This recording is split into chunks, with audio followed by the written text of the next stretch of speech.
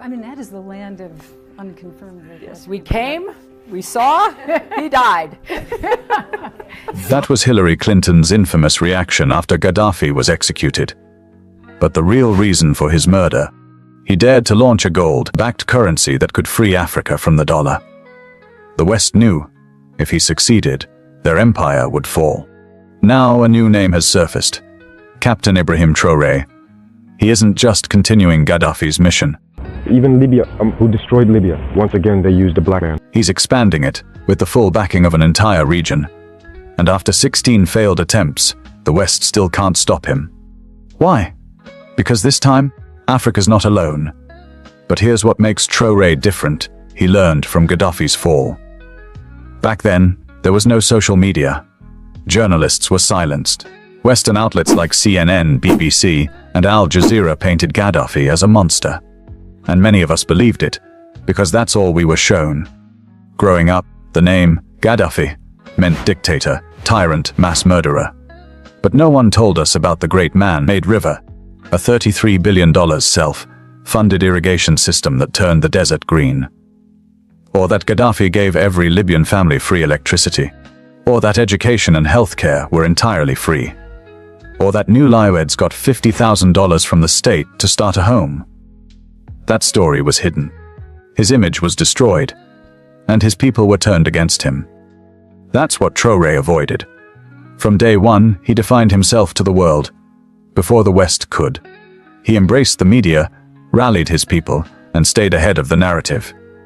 And that's why he's become so hard to get. He's not isolated. His people are with him. Africa is with him. But here's the chilling question. If Gaddafi was killed for this plan, how far will the West go to stop Traoré? And what happens when they realize this time it's too late? Before we go further, remember this: at Black Rebellion, we don't deal in rumors. Every detail we share comes from verified local journalists and trusted online sources. These are black untold stories, truths the Western narrative works hard to bury. But silence is how history gets erased. Your voice, your share, your subscription, that's how we fight back. So like, subscribe, and share this with every black community you know. The truth echo louder than their lies. Now, let us unveil the truth. Officially, the invasion of Libya was sugar-coated as civilian protection. Some said it was about oil. But those who understood global power saw the real motive: currency. Gaddafi's plan to launch a gold-backed African currency, the gold dinar, was designed to eliminate US dollar dependence in African trade. That single idea put a target on his back. Why? Because nearly 90% of international trade flows through US dollars. 60% of global reserves are held in dollars. And 40% of the world's debt is issued in dollars. That's not just economics. That's empire. Gaddafi's gold currency, it wasn't just a financial alternative.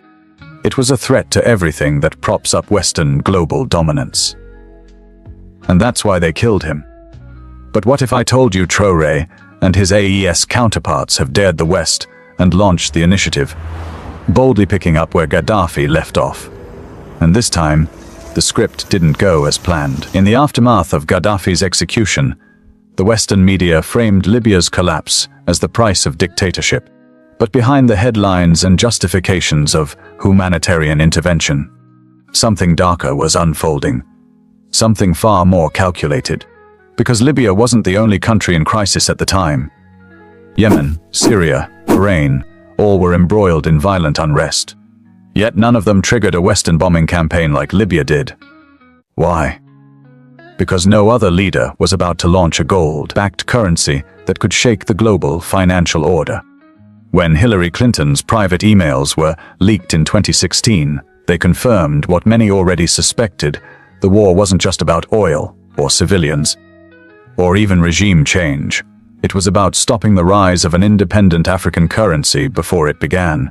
Gaddafi had proposed a united monetary system, a gold dinar that would allow African and Muslim nations to trade oil and resources only in gold. A direct threat not just to the US dollar, but to the entire Western-dominated economic structure. Had this vision materialized, Africa would have broken free from the financial chains of the French African franc and IMF debt. Wealth would no longer be measured by how many dollars a nation held, but by how much gold it possessed. And to grasp the full weight of that threat, you have to understand the system Gaddafi challenged. Since the Bretton Woods Agreement of 1944, the US dollar has been the centerpiece of global finance. Back then, it was backed by gold, until 1971, when President Nixon unpegged the dollar entirely and struck a deal with OPEC. High oil would now be sold exclusively in dollars. This move birthed the petrodollar system, turning the greenback into the lifeblood of global trade. From that moment, every country that needed oil had to first acquire US dollars, regardless of where the oil came from. That artificial demand gave Washington the power to print money endlessly and still dominate global markets. Meanwhile, developing nations, especially in Africa, were lured into IMF loans that buried them in debt. These loans came with structural adjustment programs that crippled growth, privatized public wealth, and stripped countries of economic sovereignty. So when Gaddafi stood up and said, "Let's trade in gold," he wasn't just making a financial suggestion. He was declaring war on a system that had ruled unchallenged for decades. In 2009, Gaddafi was elected chairman of the African Union. From that seat of power, he pushed harder than ever for a continent united, not just in name, but in currency and capital. A bold move. And, as history shows us, a deadly one. This isn't to say Gaddafi was a saint. While he oversaw Libya's transformation into one of Africa's most prosperous nations, with free healthcare, subsidized housing, and the highest human development index on the continent, he also ruled with an iron grip. Critics accused him of backing insurgent groups and suppressing dissent. Still, his intentions as chairman of the African Union unsettled Western powers, not because of what he had done, but because of what he was planning. In the early 2000s, Gaddafi had begun cozying up to the West. He opened parts of Libya's economy to foreign investors and sought diplomatic normalization. But the cautionary tale of Saddam Hussein still loomed large. After all, in 2000, Saddam had dared to switch Iraqi oil sales from US dollars to euros. The punishment was swift sanctions invasion execution. Not for tyranny, but for threatening dollar supremacy. Gaddafi saw the pattern. At an Arab League summit, he issued a chilling warning. America hanged Saddam. We might be next. He wasn't wrong. His push for African unity was decades in the making. He envisioned a continent not just politically united, but economically sovereign, with one currency, one army, and one passport. Of those three, only the currency posed a true threat to the West. Why? Because money is power, and Gaddafi was about to rewrite the rules. Western intelligence soon caught on. In 2011, then French President Nicolas Sarkozy allegedly called Gaddafi a threat to the financial security of the world. That same year, an email leaked from Hillary Clinton's private server confirmed the real fear. Gaddafi's government holds 143 tons of gold and a similar amount of silver, intended to be used to establish a pan-African currency based on the Libyan gold dinar. That one plan was enough to shift the entire geopolitical chessboard. Because if Francophone African countries dropped the CFA franc for Gaddafi's gold dinar, France would lose its grip. And if oil and resources were traded in gold rather than dollars, America's financial empire would face a direct challenge. The military intervention in Libya wasn't just about containing a dictator. It was about killing a currency before it could be born. Gaddafi wasn't removed for crimes against humanity. He was eliminated for daring to challenge the global financial order, one dominated by the West, led by the United States. According to declassified US intelligence and diplomatic cables, the motives for Western intervention had nothing to do with protecting civilians. They were about 5 things: securing control over Libya's vast oil reserves, reasserting Western dominance in North Africa, strengthening political influence for key Western leaders, giving NATO forces a stage to project power globally, and above all, neutralizing Gaddafi's plans to challenge the dollar and the euro with a pan-African gold-backed currency. Communism wasn't on the list. Gaddafi had become far more dangerous than a rogue dictator. He was showing Africa what sovereignty could look like: self-funded, interest-free, and free of Western control. His most ambitious project, the Great Man-Made River, was a 33 billion irrigation miracle, turning Libya's desert into fertile farmland. It was financed entirely through Libya's own state-owned bank. No IMF, no World Bank, no colonizer strings attached. It became a threat, not just to Western oil interests, but to the entire global debt economy. So NATO bombed it. Not only the pipelines, but the very factory that produced the concrete pipes. They didn't just attack infrastructure. They targeted independence. Because what Gaddafi represented wasn't chaos, it was control. African control. And that was intolerable. The West fears a militarized Africa less than it fears an economically free Africa. And Gaddafi was building just that, with oil-backed cash and gold-backed plans. His proposed African dinar would have shattered the CFA franc system, weakened the petrodollar, and forced the world to treat Africa as an equal, economically, politically, and diplomatically. This was not about human rights. It was about hegemony. The average citizen in the West may believe in democracy, freedom, and justice. But their governments dress up resource control as rescue missions because generosity sells. Empire delivers. And so, the message was sent. Challenge the West's financial supremacy and you sign your own death warrant. But Gaddafi's vision did not die with him. Today, a new generation of African leaders is picking up where he left off. But through his ideological sons, military leaders from the AES bloc. These aren't just soldiers. They are the continuation of Gaddafi's unfinished rebellion. And this time, they're doing it quietly. Building the financial institutions of liberation without asking the West for permission. 3 African nations just built their own banks quietly without asking the IMF, France, or anyone else. No news coverage, no outside funding, no approvals. Just silence and a bold new financial weapon. But what exactly did they create, and why is the West avoiding the conversation, but working behind the scenes to eliminate them silently? Let's find out. Something monumental just happened in West Africa in a low-key declaration that hardly made the news. At first glance, the establishment of a new financial organization by 3 landlocked nations appeared to be a straightforward regional endeavor. But if you look a little closer, you see that this wasn't your typical situation. This was the kind of breakaway that shakes the foundations of established systems. Niger, Burkina Faso, and Mali, nations that are frequently reduced to statistics concerning insurgency, coups, and poverty, have just taken a risk. They established their own regional bank. The Confederate Bank for Investment and Development is the name of the organization. Don't be fooled by the bureaucratic nomenclature, though. This is not some innocuous government agency. This uprising is expressed in money. A bank with a single goal: to finance the future without meddling supervision or Western funds. It began with 500 billion CFA francs, all between 820 and 833 million. A substantial sum of money by any measure, but particularly for nations that were told they couldn't finance anything without outside assistance. Until recently. The money is no longer coming from Brussels, Washington, or Paris.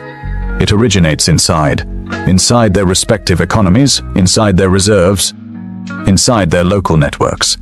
It's African currency intended for African growth.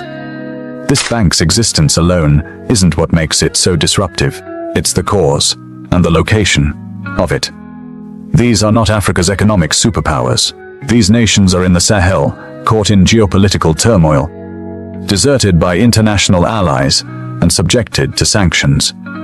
Nevertheless, they have accomplished something that experts claimed was impossible, in spite of the pandemonium.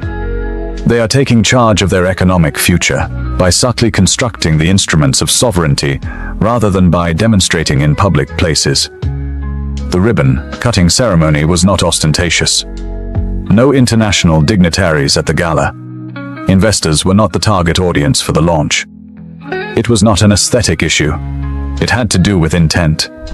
This type of desire indicates that something more significant is happening. These nations are no longer in need of assistance. They're saying they don't require it. And they're doing it with deeds, not words. Free nations that were formerly a part of the Francophone West African economic system, linked to the French, backed CFA currency, and intricately involved in organizations such as ECOWAS and the West African Economic and Monetary Union, would be served by the Confederate Bank.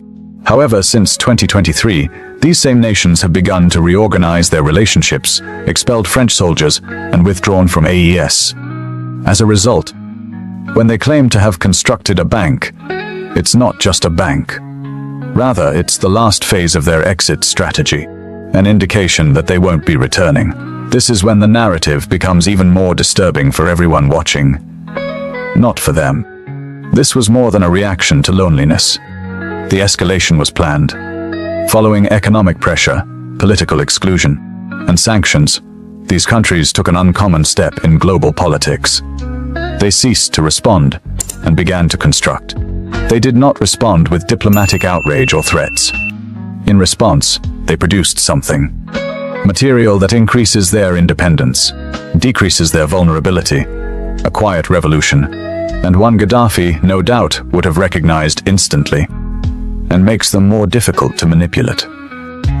You must consider what this bank replaces in order to comprehend the scope of what is taking place. For many years, donor-backed initiatives run by non-governmental organizations and foreign contractors, as well as organizations like the World Bank and the African Development Bank, have shaped the region's growth. These collaborations often required ceding authority, changing regulations, and agreeing to scrutiny by those in charge of the finances. That script is reversed by the Confederate Bank. It returns decision-making and funding to the local community. Furthermore, this move isn't symbolic. It is designed to finance actual projects, infrastructure, industrial growth, and agriculture. Sectoral areas that the IMF is consistently too slow to support, and too fast to politicize. You don't have to establish your creditworthiness to a Western economist who has never stepped foot in a Sahelian village. When you work with this bank, there's no need to fulfill growth goals formulated in boardrooms abroad.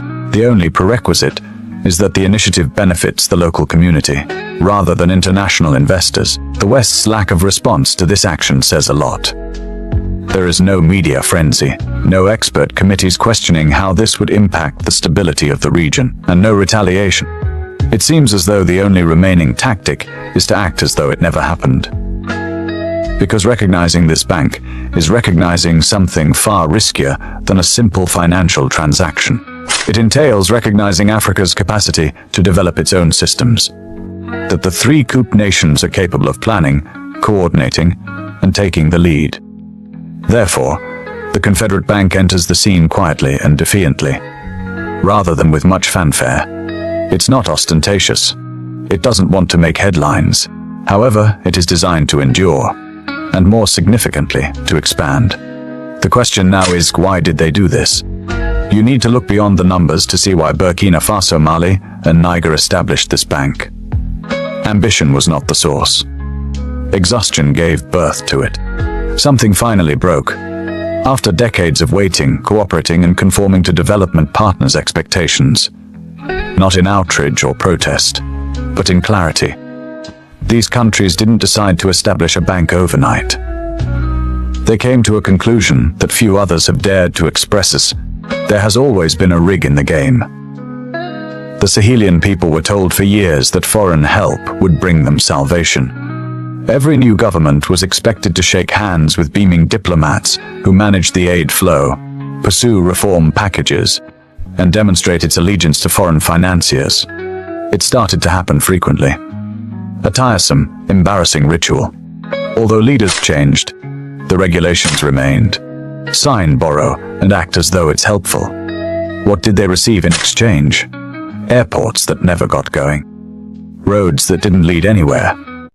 Initiatives that terminated quietly after ribbon cuttings for the headlines. The appearance of development was sufficient, but not for the people. The reality is that a large portion of this aid was intended to maintain dependence, not end it. Something that Western governments and international banks hardly ever acknowledge. They ceded their policy space in return for loans. They gave contracts to foreign companies in return for assistance. They saw their sovereignty erode in the name of cooperation. They were instructed to wait each time they requested agricultural investment. They were told it was too dangerous each time they suggested local industry. However, the money came in every time a multinational corporation sought access to their uranium, cotton, or gold. That's not mismanagement. That's exactly the dependency Gaddafi warned Africa about. That system is operating precisely as intended. Additionally, these nations have had enough. For this reason, their decision to construct their bank was emotional as well as strategic. The goal was to restore the dignity that had been damaged by years of financial dependence. We're no longer asking. It was about conveying a message. They do not oppose progress. They are turning away from the developmental paradigm that initially caused their dependence. However, this uprising has a deeper dimension than just financial. The world rejected the Sahel States Alliance, AES, as a defensive pact when these three nations founded it in 2023 after being suspended from ECOWAS. They needed something to stay afloat. However, desperation did not give rise to the AES. Clarity gave birth to it. Africa can no longer afford to be tactful about its pain. According to this political, cultural, and intellectual alignment, that is what binds Captain Traoré, Govanta, and Chiani together. They control narratives in addition to ruling nations, narratives that defy filtering by donor-funded media outlets or Western focus groups. They have said unequivocally that their revolutions are psychological as much as military. Their goal is to convince their people that the days of constantly looking out are over, and that waiting is no longer necessary. Therefore, in the Western sense, this bank is not a financial entity. It resembles a machine that tells a counter-narrative. It rewires the concept of development. These leaders are deciding to demonstrate its value to their own people rather than to international investors. They're creating mechanisms that enable day-to-day living to go on without begging, rather than adjusting GDP to improve credit ratings. But don't get me wrong, this was more than simply internal annoyance. A trigger was present. The mask came off when France withdrew its troops, imposed sanctions, and stopped providing aid as a result of their refusal to adhere to democratic standards. These countries realized then that their friendship with the West was not unconditional, that the assistance ceased as soon as they disobeyed. And then something came up that altered everything. Were we ever genuinely sovereign if they could cut us off so easily? At that point, the bank's concept became a line in the sand rather than a side project. Additionally, this promise held true throughout time, in contrast to many other post-colonial ones that did not, because it was based on memories rather than ideology. The recollection of how their currencies were manipulated, their economies plundered, and their futures secured by beaming technical specialists and diplomats. They're remembering, not paranoid. They did, in fact, construct a bank. They actually constructed a wall, though, a barrier between their future and those in charge of it in the past. And that wall suddenly appears dangerous from the outside, since it is not a threat to progress or peace, but to the whole system that ensured these countries never had the means to dream without authorization. They stopped dreaming under other people's roofs and constructed the bank. This is precisely what Muammar Gaddafi envisioned when he pushed for a sovereign African financial system. It's no longer a dream, it's being built by his ideological heirs in AES. However, what would this bank do in reality? Thus, they constructed it as a guide for the future as much as a rejection of the past. It's hardly a vanity project, though. This is not a revolutionary monument. Money, materials, machinery, and brains are all intended to be moved by the Confederate Bank for investment and development. It's not here to make an impression. It is here to make the necessary repairs that no one else would. The West discussed infrastructure investment for years. However, there are still potholes and dusty roads connecting these three nations. The only thing that changed was the consultants and their findings. Even though the World Bank would announce multi-million-dollar railway projects, The Confederate Bank is now filling the void left by broken promises. What's its top priority? Rewiring the bones of the area. We are referring to rail lines that link the uranium hubs in Niger with the industries in Mali, and then to the distribution centers in Burkina Faso. Not to ports for export, nor to Europe, but to one another. For that is the distinction. This has nothing to do with exporting raw commodities to make money abroad. The goal is to create internal networks that support local labor and industry. The only viable routes for many years were those that led resources out of Africa. The goal of the Confederate Bank is to reverse the trend, to connect miners to energy resources, farmers to processors, and goods to local markets. It's the logistics of liberation. However, steel won't be enough to drive this change. Energy will be the future battlefield. The Confederate Bank is supporting a different future in an area dominated by imported gasoline prices and ravaged by blackouts. Energy grids that are locally maintained, decentralized and renewable. The strategy: large-scale solar farm investments, particularly in areas with the highest levels of energy poverty and sunshine. These mega projects are not foreign-built and do not need IMF oversight. Residents of the area are funding these community-powered microgrids because schools remain open as long as the lights remain on. Refrigerators are operated by clinics. Local companies no longer rely on diesel. Development suddenly becomes a reality. However, energy is just one component of the chain. The other is food. The Confederate Bank is getting ready to make a significant foray into the food processing and agricultural industries through national distribution centers, village-owned companies and local cooperatives, rather than international agribusinesses. In its simplicity, the objective is radical eat what they grow, and grow what they eat. These nations have depended on imported wheat, rice, and processed commodities for far too long, even though they had more than enough soil to flourish. Why? Because funding for food self-sufficiency was discouraged by the aid system. Importing was usually less expensive, not because the land was unproductive, but rather because local farmers were left with machetes and draughts, while foreign food came with subsidies. That formula is being reversed by the Confederate Bank. Farmers now have access to the full chain: equipment, irrigation, storage, and processing.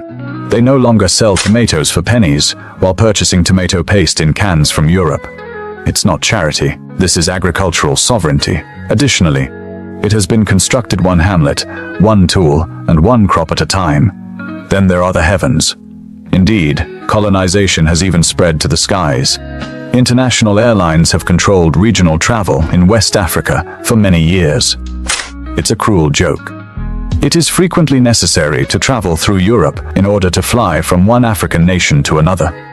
Now it is different.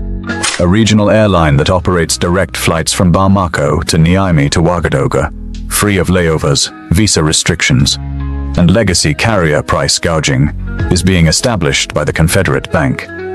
The goal is to establish an aviation corridor that promotes regional trade, tourism, and education, all of which are vital to regional integration, but have never been profitable to international investors. However, it is more profound, because movement isn't the only aspect of integration. It has to do with trust. Furthermore, money has never trusted the frontiers of Africa. For this reason, the bank is creating digital platforms and interoperable payment systems that let people and companies send and receive money and carry out cross-border transactions without the need for euros or dollars. And that, too, was Gaddafi's vision. An Africa whose movement, trade, and money are not routed through foreign capitals. It was once dismissed, but now, quietly, it's being built. No more depending on the French-backed CFA system. No more exorbitant costs just to send money from Mali to Niger, unrestricted by colonial currency systems. The Confederate Bank is paving the way for genuine trade. Let's be clear, two idealists do not operate this bank. Those who run it are strategists. Every loan, project, and investment is made with consideration for national interest, long-term return, and risk management. They have observed debt traps. They've read the fine print. And they've learned that free money usually comes with invisible handcuffs. This time, they're the ones setting the terms. No, they don't have billions. Not yet. But what they do have is intent, astute, well-organized, and independently funded. Every dollar invested is meant to solve the kinds of problems no foreign partner has ever prioritized.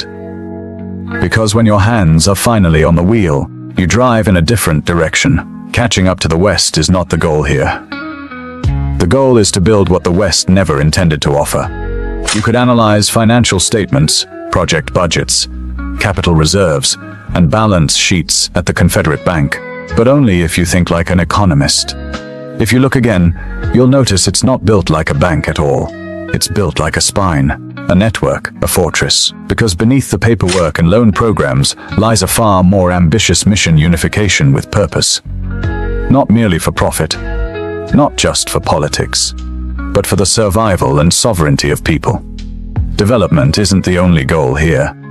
The goal is to bind the three nations to a common future, one that no outsider can break. Africa's story has long been one of manufactured disunity, engineered so thoroughly that borders, languages, currencies, and even time zones were divided by colonial whim. Fragmentation ensured dependence. Railroads don't link countries that share waterways. Nations that speak the same language trade in foreign tongues. Neighbors who should collaborate are tied to different donors, different predators, and different agendas. That wasn't an accident. It was a blueprint. One designed to keep West African nations vulnerable to each other's weaknesses and dependent on foreign capital. The Confederate Bank is tearing through that wall, not with treaties or summits, but with concrete investments. Burkina Faso, Mali, and Niger are joining their economies and securing their futures together, through fiber optics, through collaborative ventures, through independent digital systems, not a handshake infrastructure. This bank doesn't just lend to nations, it funds a bloc. And that matters, because you are no longer three isolated, vulnerable states. Once your development plans, energy grids, transport systems, and food networks are in sync, you become a single, coordinated unit. The Confederate Bank is the financial engine of the Alliance of Sahel States, AES, which functions on that exact principle. Vision becomes infrastructure. It's what turns ideas into roads. It's what transforms slogans into supply chains, statements into spreadsheets, and spreadsheets into everyday commerce between once divided communities. In fact, put the bank aside for a moment. If you want to grasp the gravity of what's unfolding, just observe what it replaces. For years, regional integration meant ECOWAS, a bloc that looked powerful on paper, but in reality was paralyzed, built on a colonial currency, still tethered to the euro. Dominated by larger countries like Nigeria and aligned with Western policy, smaller nations had to plead with ECOWAS for flexibility for years. In return, they received nothing but bureaucracy. But ECOWAS didn't act like a brotherhood when the Sahelian military governments made decisions that the West disapproved of. Decisions like expelling foreign troops, rejecting exploitative contracts, and exposing blatant hypocrisy. No, it acted like a police force: suspensions, sanctions, border closures, isolation. So when the Sahel nations broke away and formed AES, they weren't rejecting unity. They were redefining it. Integration wasn't being dismantled, it was being rebuilt on their terms. And today, AES is far more than just a political alliance. Thanks to the Confederate Bank at its center, it's a functioning system with shared economic regulations, a unified budget, and a coordinated currency strategy. They are drafting customs agreements. They are building joint procurement systems. They are proposing a common market for essential goods and services, all managed, executed, and safeguarded by the bank. And here's where it becomes powerful, because unity isn't just tactical, it's defensive. Alone, these nations were exposed to coups, to sanctions, to economic sabotage. But together, they are far harder to destabilize, far harder to isolate. No more single points of failure. No more weaponizing the weakness of one state to dismantle the others. When Burkina Faso was cut off from aid, Mali stepped in. When Niger was sanctioned, AES partners opened alternative trade routes. And now, they no longer have to justify themselves to uncooperative lenders, because they have a regional bank. They're no longer forced to restructure their economies every time a Western institution updates its governance standards. They've built a closed-loop system, based not on secrecy, but on self-determination. And the gateway into that system is the bank itself. If you want access to the opportunities, capital, and markets inside this block, you abide by AS rules, not Washington's, not Paris's, and not Brussels. The roles have been reversed. For the first time, African nations are building the framework, and outsiders must now decide whether they're willing to join on Africa's terms. This isn't just a policy shift, it's a posture shift. The Confederate Bank is not merely a financial institution, it's a political instrument. A new tool for assertion, not reaction. For designing reality, not just responding to it. And the world is starting to notice. What happens when Guinea applies to join AS?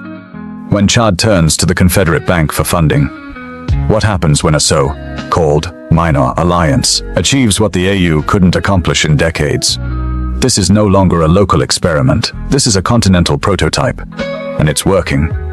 So tell us, do you still think African nations need help? Do you still believe full independence is out of reach? Drop your thoughts in the comments. Here on Black Rebellion, we uncover the untold stories of Black existence, Black rebellion, and Black untold history. Subscribe to join the movement. By doing so, you're not just staying informed.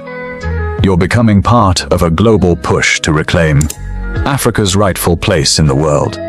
Hit that subscribe button and turn on notifications so you never miss an episode. Let's spread knowledge and build sovereignty together.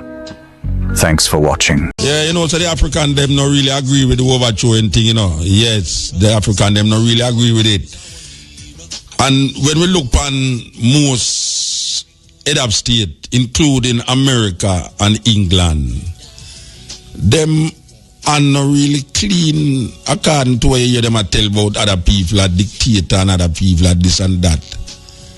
And them deal with Muammar Gaddafi and say the people them not really like him. But is that really true? Because for them propaganda machine is at rapid when it's ready for spread propaganda, you know. So things will look good, it then make it look bad, and things will look bad, it make it look good. And we know the history of these superpowers over the years in propaganda, when them propaganda machines start to move, you know. If them man they start to tell us that Jesus in a New York City, you know say, when them done with it, you're going to believe that. For them propaganda machine is something else.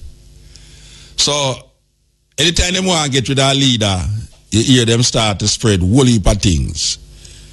Whole heap of things. And most of the time when them start to when they want to get out a leader, usually the leader was always an ally with them until the leader decides they're going to do something else. As we mentioned last week and week before, most of the man them where he rise up against America was one time partners with America. And most of the people them were, if you notice, even in the we are going this or no, you know, like all Egypt, you know, Egypt is a strange place because Egypt, the people them in Egypt is now demonstrating against Israel. No, you know, America don't want that. So Obama is calling on the government that has been set up to quickly get rid of that protest. No protest against Israel is recommended there at this moment,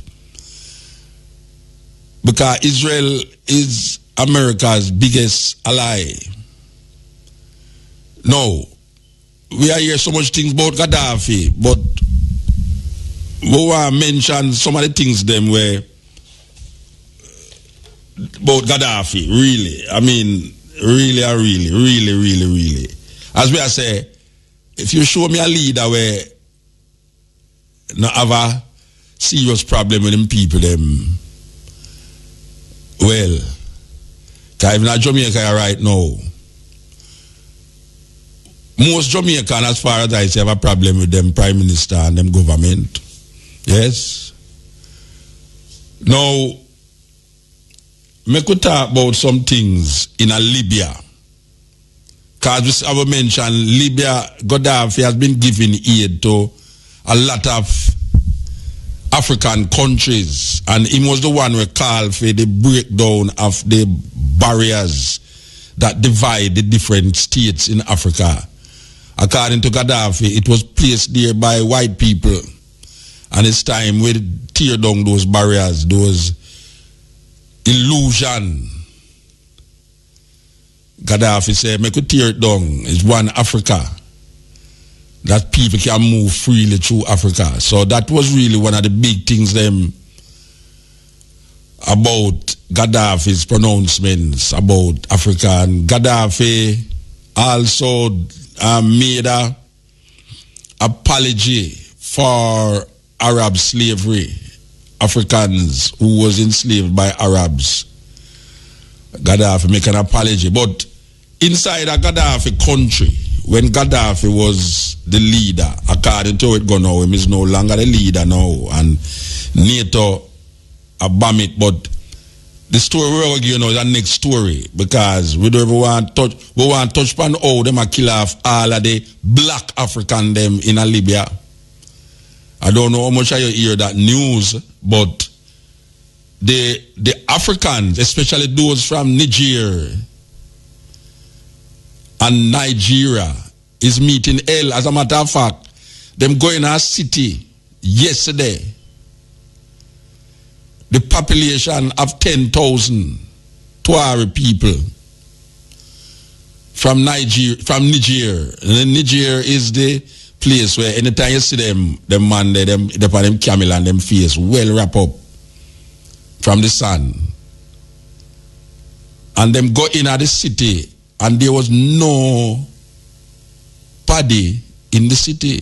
And this was a city occupied by pure black Africans. How can a city with 10,000 inhabitants disappear like that? The people them just disappear. So the newsman went down there, and them here say them. Some of them say them people them run gone back to Niger, but 10,000 people. And we remember the killings in the hospital. It's pure black people. Yes, it dead in the hospital. Pure black people. I'm talk about black African. I'm talk about south of the Sahara. Black till them blue. So there is a serious killing that is taking place by these so-called rebel people. And the killing is addressed at and to all Africans who black. And when we say black now, we are talking about like me and you who are listening, most of you who are listening. We don't hear NATO who is still bombing the place. We don't hear them coming out and talking about this serious problem. What is this massacre of black people that is taking place in Libya by these rebels, these so-called rebels, who is claiming that a lot of these black people is militias that was employed by pro-Gaddafi followers. When we hear them attack, we hear Nigerians, I give them testimony. I said them live there for years and I work in Libya. Them don't know nothing about recruiting for go into no army for fight against rebel them. Yet still, women are being raped. Black women we are talking about now, and black man is being killed. I mean, if you see the hospital, man, where the reporter them going, man, the man them go in at the hospital where the most black African them there and wipe out the whole of the African them. Why? Anyway, we don't know how them are going to deal with this now. We don't know how them are going to deal with this now, because we know, say, America France, and England is the main instigators of this cruel act against the Libyan people. There is no electricity bill in Libya. Electricity is free for all of its citizens. That is the report that we get here, that in Libya, people don't pay electricity bill. There is no interest on loans. Banks in Libya are state-owned and loans given to all its citizens at 0% interest by law. Now we know the one of Islamic tendencies is when them lend you money, them don't take interest. So I guess as a Muslim head of state, Muslim government, them follow suit and don't take interest. Can you imagine you live in a state where when you go to the bank and borrow money, them not charge no interest? Well, that was what was happening in Libya. There is no interest and loans in the banks in Libya. Home, which is owning a home in Libya, is considered a human right in Libya. All newlyweds in Libya receive $50,000 by the government to buy their first apartment, so to help start up the family. We are talking about Libya under Gaddafi now. Libya under Gaddafi. A newlywed in Libya received $50,000 by the government to buy them first house to start up their family. This is what we are called about. No, this is what we are talking about dictatorship and all these things, you know. I mean, this is some serious things there. Education and medical treatments are free in Libya. Before Gaddafi, 25% of Libyans were illiterate. Before Gaddafi, which is like 40 years ago. Before Gaddafi, 25% of Libyans were literate. Were literate. Today, the figure is 83% literate. So I reverse it. So really and truly, 17% of the population is illiterate. Before Gaddafi, 25% of the population was literate. So in farming, we are reading this thing here. In farming, if you want to become a farmer, if you use farming as your career, you are given farming land, a farming house, equipment, seeds and livestock to kickstart your farm, all for free. If you decide you want to start a farm, you are given seeds, equipment, farming house, farming land, all for free. If Libyans cannot find the education or medical facilities they need in Libya, the government fund them to go abroad for it, not only free, but they get $2,300 per month accommodation and car allowance. This is if you want to further your education. In Libyan, if a Libyan buys a car, the government subsidizes 50% of the price. And listen to this one, you know. Listen to this one, you know. The price of petrol, I'm talking about the US dollar though.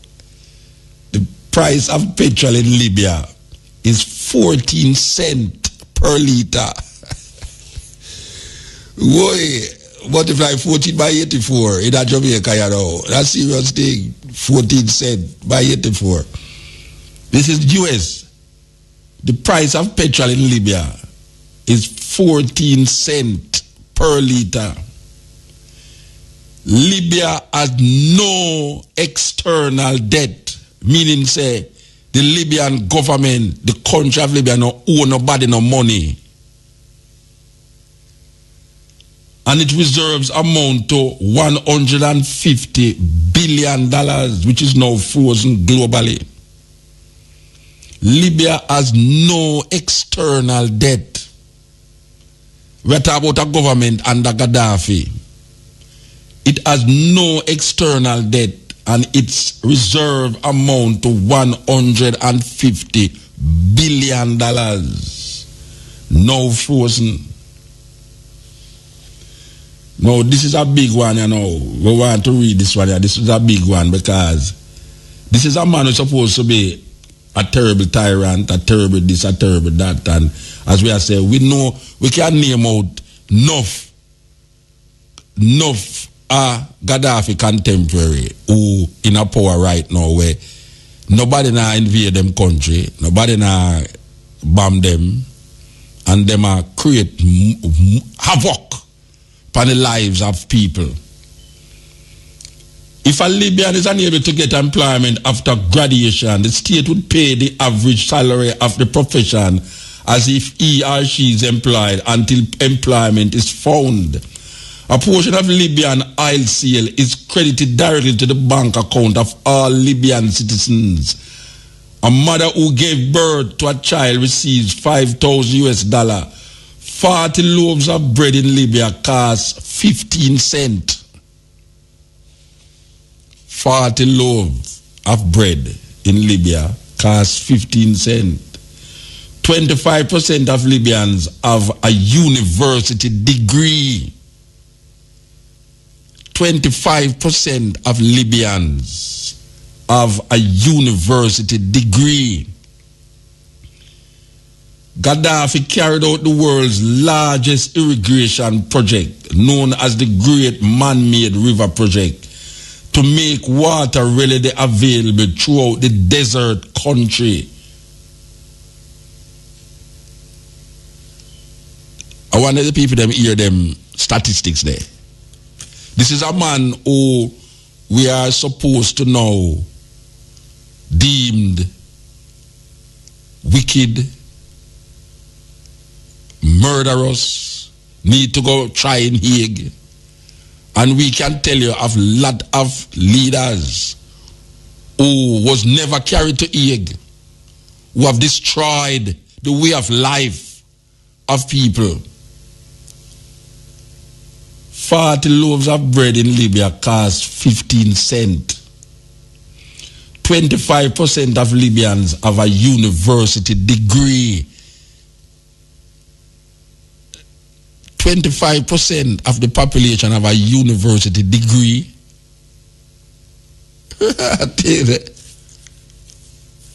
But we are now supposed to follow the media when a man who was killing Americans in Afghanistan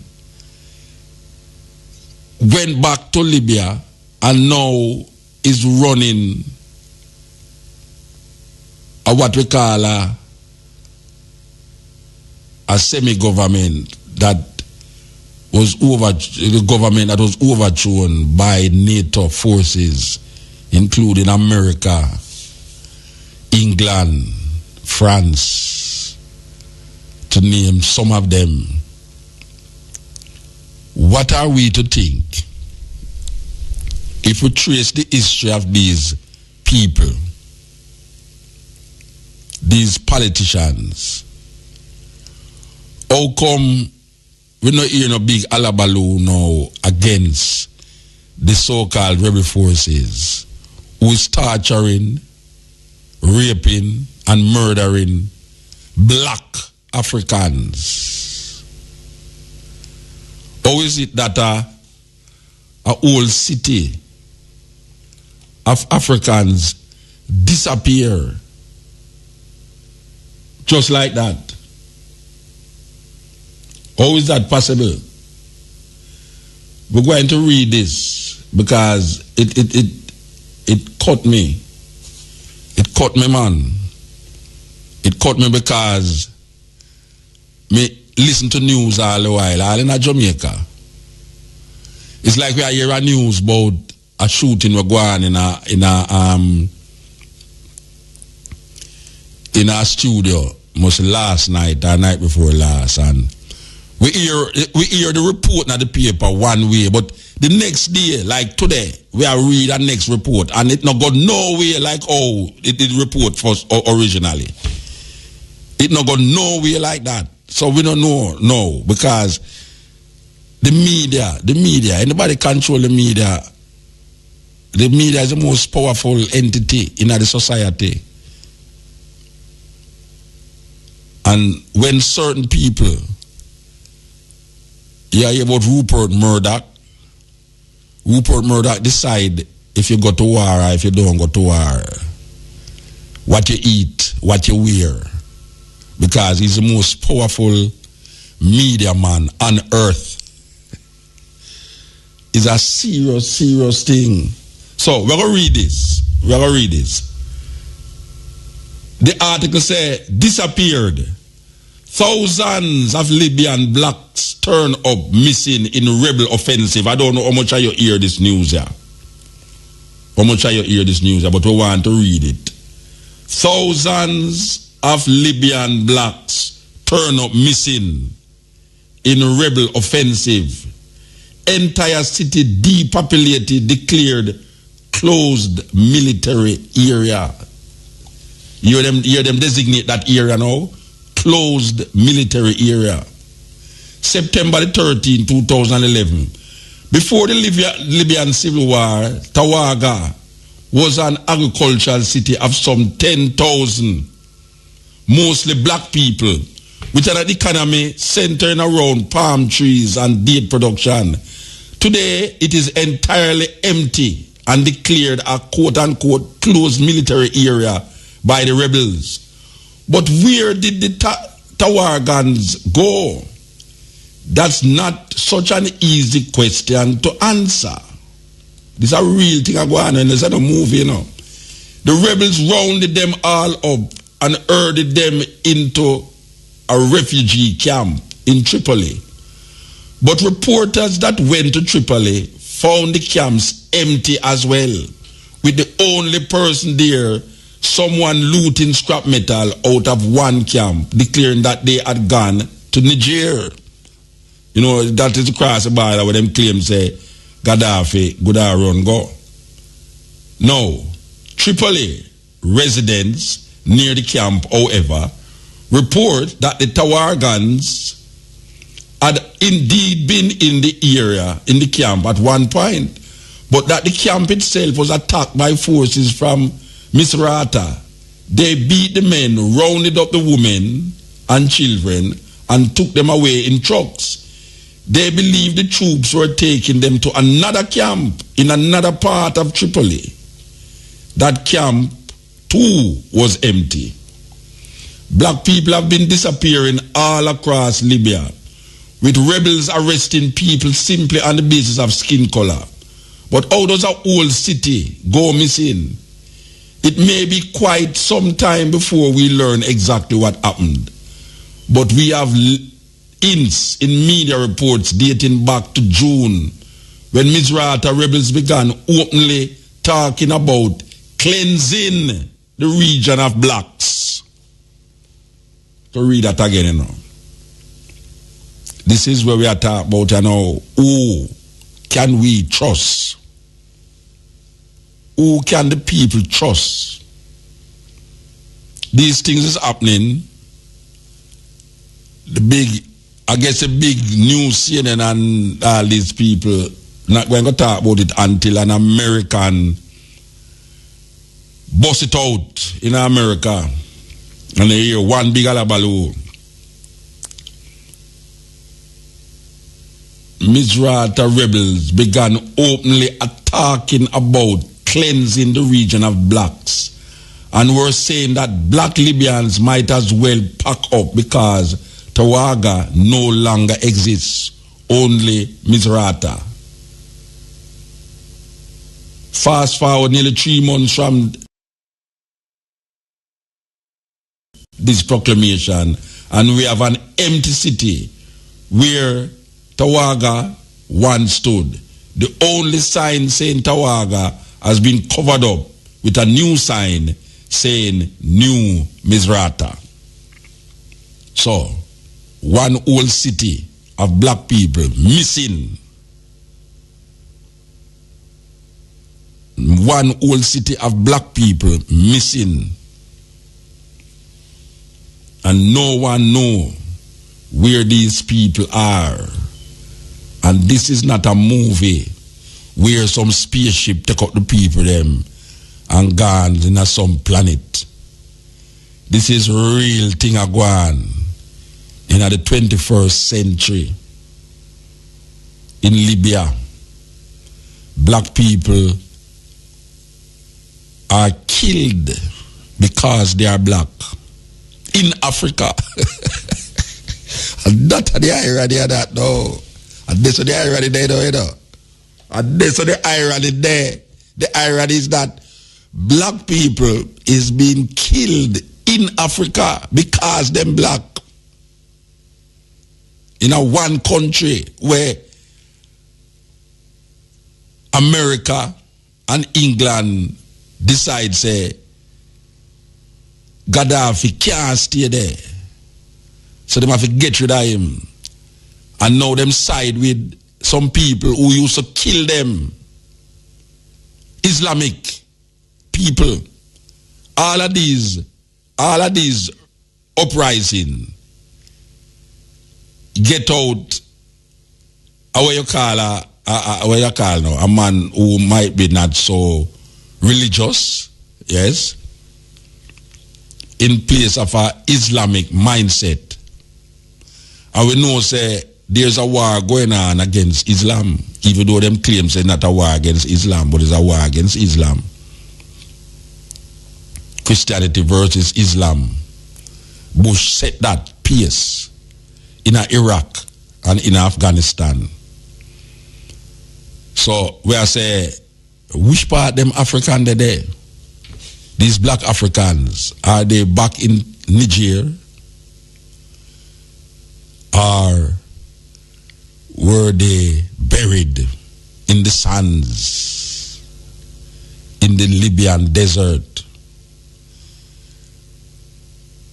We see on our television and in our newspaper where black Africans were slaughtered in the hospital. As a matter of fact, we have watched some serious clips of Africans being killed by NATO forces, beheaded. Who believe that these civilized people from NATO forces is made up of all the whitest superpowers we can find on earth. Who would believe that they would go into a country and behead people? That is going on in Libya today. Today, that is going on in Libya. This is no joke business. This is a country that don't owe nobody no money. That 25% of them population have a degree. That you don't have to pay for light. Can you imagine we there so? And have a dictator. And we now, even though he's a dictator, according to how dictator go. Look on all country them where them demonize. Look on all Cuba. Look how America demonized Cuba for 40 years. Them a try kill Castro. And we grew up going here say Castro one devil. Communist devil. We grew up come hear that. And look on Cuba. We now get no money from Russia. Now get no money from nowhere. Self-reliant. Embargoed against Cuba for 40 years now or more. And them still survive. Them have the best doctors in the Caribbean, maybe not in the, maybe in the world. The best doctors medical service, health service, and education is free from that dictator. No. Look at this dictator, Gaddafi. Medical service, light bill, free.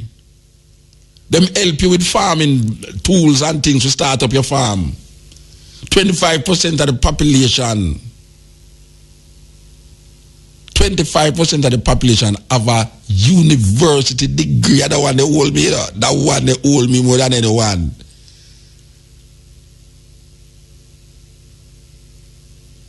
So what are we to believe now? What are we to believe when these people tell you things? When you hear all these things happening in the world, what are we to believe? Or is it that these people can sell us these things in our consciousness and we just gulp it down just like that? Just like that. Believe in it to the T, to the core. We believe them. All the while, we believe them. Yes, Cotton Edge. MUTA. Yes, sir. Oh, blessed. You know, oh, may I listen to you talk to Gaddafi and when I hear you mention one important aspect where I'm doing in my life, you know, and that he write a book. You know, What the book name? It named The Green Book. Oh, yeah. No, Yeah, we never mentioned that, that's true. Yeah, well, you know, it just shows that the man have another side to him when enough leaders not really have. Yeah. You know, man, say, a real artistic and intellectual side for can compose them thing there. Yeah, man. You know, man, say.